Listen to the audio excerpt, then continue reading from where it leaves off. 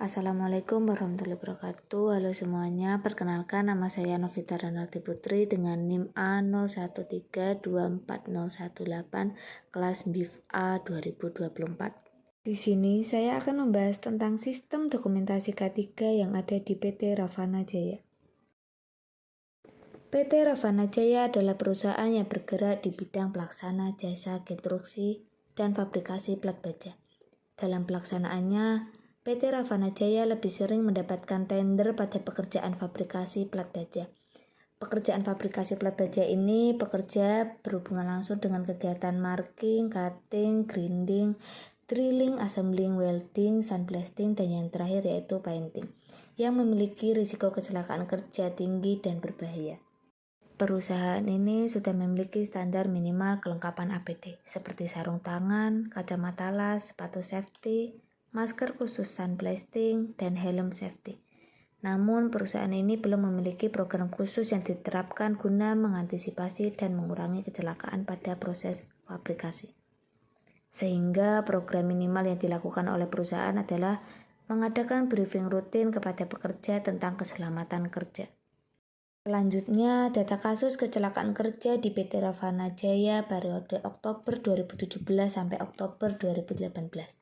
Terdapat 8 jenis kecelakaan kerja yaitu terkilir, terpleset, tersandung plat, terpapar atau kontak langsung dengan benda panas, dan terkena percikan gram besi, tersandung selang dan kabel, terkena mata bor, dan yang terakhir terjepit. Dari ke-8 jenis kecelakaan kerja terdapat 43 kali kejadian selama 1 tahun di PT Ravana Jaya. Maka dari itu, dampak adanya kecelakaan kerja yang pertama mengakibatkan pekerja cedera ringan sehingga tidak bisa bekerja dalam kurun waktu tertentu. Yang kedua, pekerja yang tidak bisa bekerja dalam kurun waktu tertentu juga mengakibatkan perusahaan tidak dapat menyelesaikan pekerjaan dengan tepat waktu sehingga mengalami kerugian. Permasalahan minimnya kesadaran K3. Di dalam perusahaan PT Ravana Jaya masih banyak ditemui kondisi lingkungan kerja kurang aman, tidak adanya jalur khusus untuk berjalan, dan kurangnya kepedulian pekerja dalam memakai alat pelindung diri atau APD selama bekerja. Berikut adalah identifikasi bahaya pada proses fabrikasi.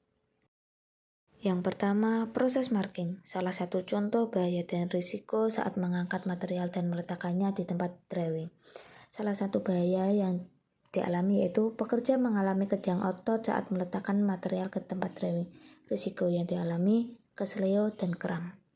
Selanjutnya, proses cutting dan grinding. Bahaya yang dialami dan risiko yang dialami pekerja untuk proses cutting dan grinding yaitu sama.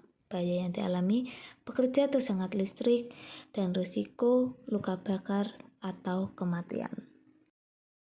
Proses drilling dan assembling. Untuk drilling sendiri yaitu saat melubangi plat, bahaya yang dialami pekerja tersandung kabel mesin drilling, dan risiko yang dialami memar kesleo atau lecet. Untuk proses assembling, saat merakit material satu dengan lainnya, bahaya yang dialami tangan pekerja dapat terjepit material, dan risikonya yang dialami luka memar, lecet, atau bahkan bisa patah tulang. Dan yang terakhir yaitu bahaya dan risiko saat proses welding, sandblasting, dan painting.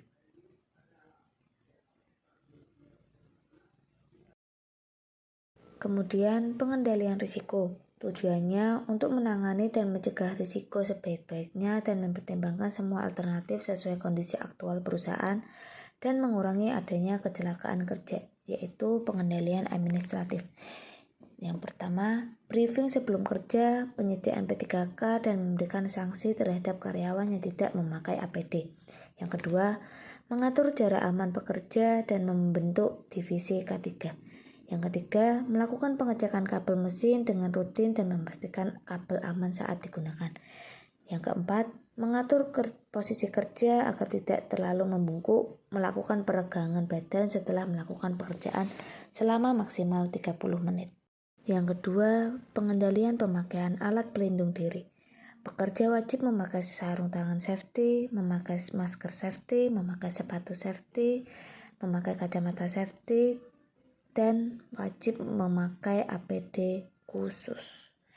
Dan yang ketiga, pengendalian teknis. Membuat jalur tambahan khusus untuk pekerja dan tempat khusus peletakan material agar pekerja bisa bekerja dengan nyaman. Dan yang terakhir, saran. Untuk mengurangi risiko kecelakaan kerja, sebaiknya diperketat lagi dengan strategi penggunaan alat pelindung diri, perbaikan prosedur kerja, penyediaan pelatihan keselamatan kerja, serta pembentukan divisi K3 di perusahaan. Implementasi langkah-langkah pengendalian ini diharapkan dapat meningkatkan kesadaran keselamatan kerja serta mengurangi jumlah kecelakaan di lingkungan kerja PT Ravana Jaya. Baik, itu saja yang bisa saya sampaikan. Kurang lebihnya mohon maaf. Terima kasih. Wassalamualaikum warahmatullahi wabarakatuh.